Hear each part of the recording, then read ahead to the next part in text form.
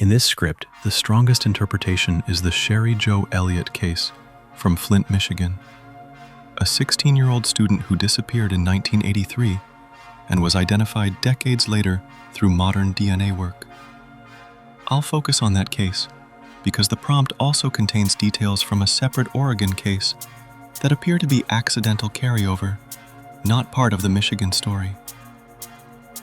In the spring of 1983, Sherry Jo Elliott was just a teenager in Flint, Michigan, living the ordinary kind of life that millions of families recognize. She was 16 years old, a high school student, and by all accounts, she was simply going about her day when everything changed. What makes a case like this so painful is that the victim is first reduced to a missing person, then to a file number, and only much later, if the case is solved, do we get to understand her as a person again. Sherry Jo's story is one of those cases where the timeline is clear, but the emotional weight of it only really lands when you stop and think about how young she was. On the morning she vanished, Sherry Jo was last seen around 6:30 a.m., waiting for her bus near her home in Flint. She never made it back from school that day, and by November 16th, 1983, she was reported missing. 4 days later, the search shifted from a disappearance investigation to a murder investigation. Her body was found in a secluded ditch along a rural road in Bloomfield Township, Saginaw County. According to the Michigan State Police, she had been shot multiple times and sexually assaulted. That discovery changed the case instantly, but it did not answer the central question: who had taken her and why? Investigators worked the case aggressively at the time, but they were unable to identify a suspect or make an arrest.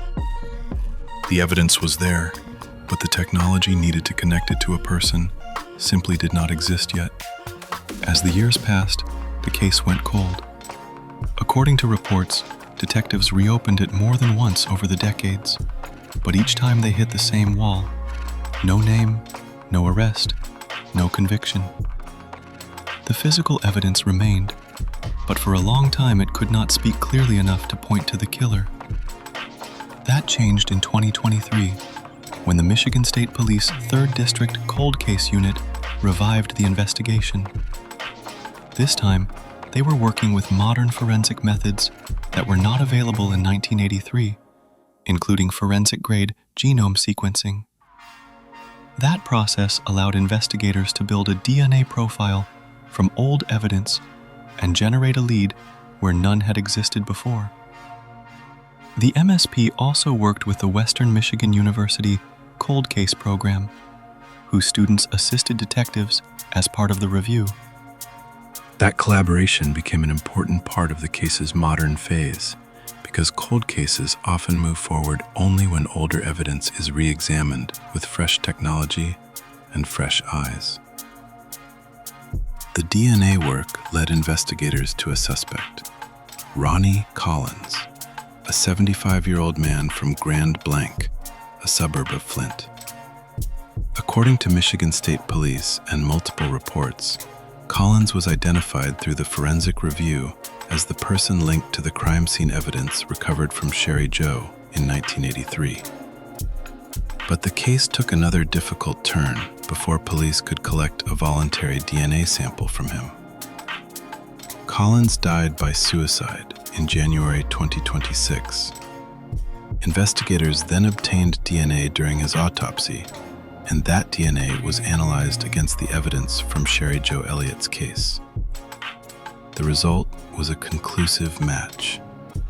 That match gave investigators the answer they had been chasing for more than 40 years. The Michigan State Police announced in April 2026 that the murder of Sherry Jo Elliott had been solved.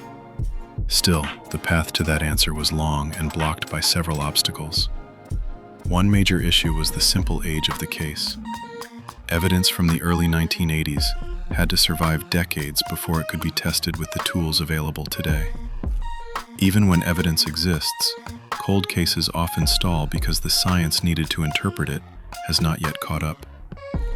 Another obstacle was the lack of a viable suspect early on. Reports indicate that the investigation was thorough in the beginning, but no arrest followed. Without a confirmed suspect, the case became one of many old homicide files that remained open in theory, but inactive in practice. There was also the human obstacle that comes with time itself. Witness memories fade, people move away, records are lost or incomplete. In a case that old, investigators are often trying to reconstruct an event from a few surviving fragments rather than from a complete record. The fact that this case was eventually solved speaks to how much cold case work depends on persistence as much as science. Even with the identification of Collins, not everything is known.